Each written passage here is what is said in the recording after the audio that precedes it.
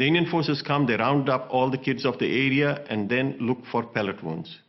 If there is anyone with any wound, they are taken away. They're not taken away to hospitals or for treatment. They are taken away for interrogation.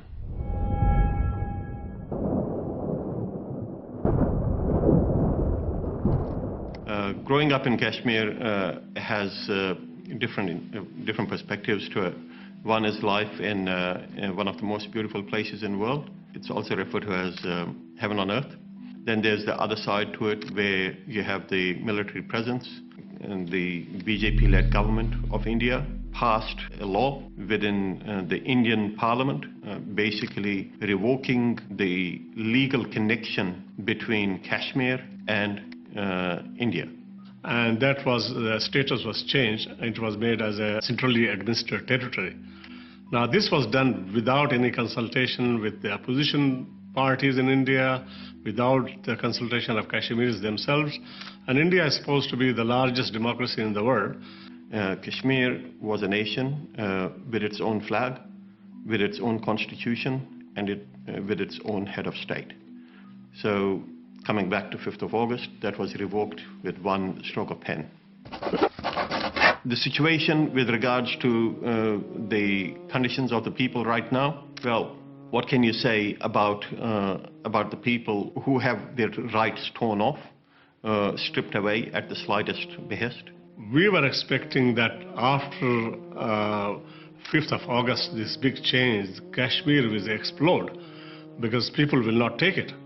And personally, I was really surprised that nothing has happened, or we don't know what is happening in Kashmir. The way the Indian government has got the Kashmir in lockdown and using all the modern technologies, they have cancelled all the internet connections, phone connections, landline connections.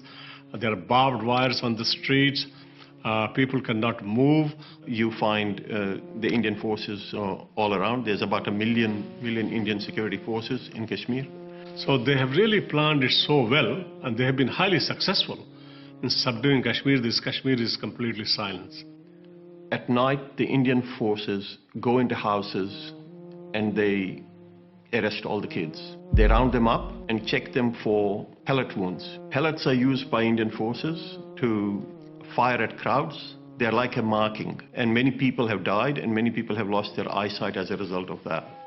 If there is anyone with any wound, they are taken away. They're not taken away to hospitals or for treatment.